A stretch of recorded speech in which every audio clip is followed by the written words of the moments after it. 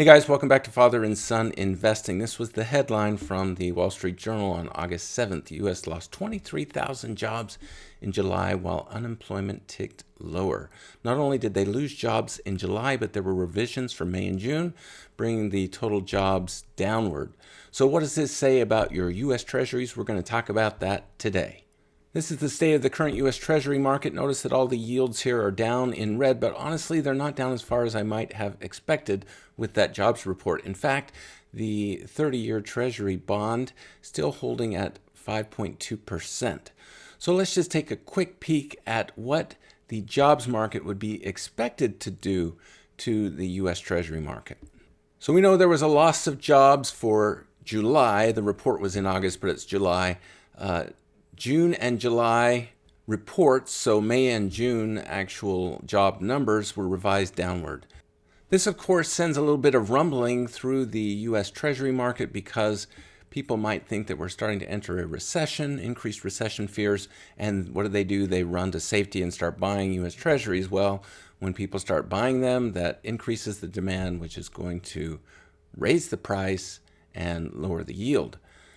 So what do we see here when it comes to this? Well, short-term yields are going to be affected a little more than long-term yields, especially that 2-year Treasury note. If we go back to those numbers, which I'll do here in a minute, though, the 2-year Treasury note really didn't move that much, in my opinion. Longer-term yields, the 10 and the 30-year, well, those don't tend to get affected quite as much because there are other factors that are going to play into these prices, particularly the amount of issuance of U.S. government debt. So we see this thing that we call a bull steepening of the yield curve and a lot of market uncertainty.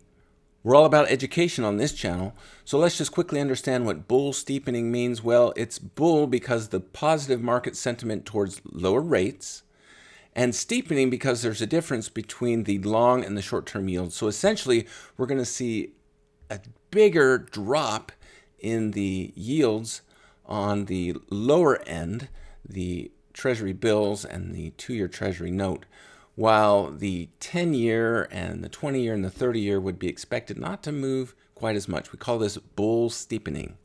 And really quickly before we move on, here's the point I was making about that 2-year Treasury note. So before the jobs report came in, right around 4.25%, took a drop down to below 4.2%, but then has quickly recovered, so we'll want to watch and see what happens with this.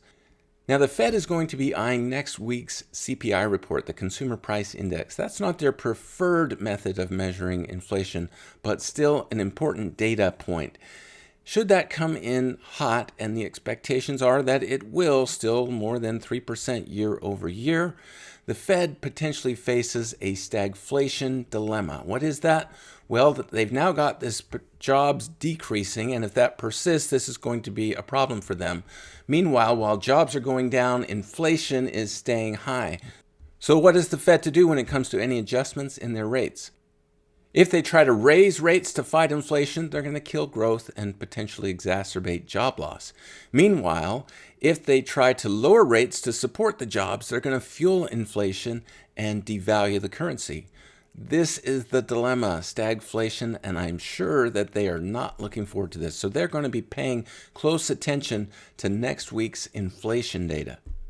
Meanwhile, what does this mean for the key buyers of our debt, which generally are foreign buyers? They consume much more of the debt than we do domestically.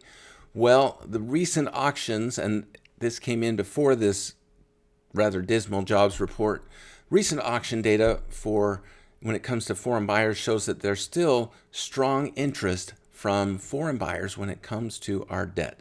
Now, what happens should the Fed lower interest rates there, bring their rate down? Is that going to necessarily drive down all of this?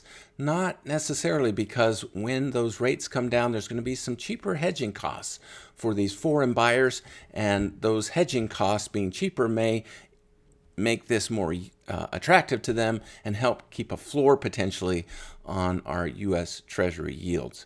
Meanwhile, the primary dealers, the last auction data, that came in traded through, meaning that the actual bond yields came in lower than expected, and the primary dealers did not have to consume as much as they did with that 20-year yield that I talked about in the previous video. What did this jobs data do for the expected upcoming Fed meeting in September? Well, we'll notice that after August 7th, there was a steep increase in probability that the Fed holds rates.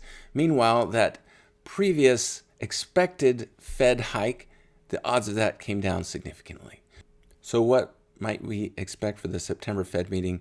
I think we're looking at them holding rates steady rather than that expected increase.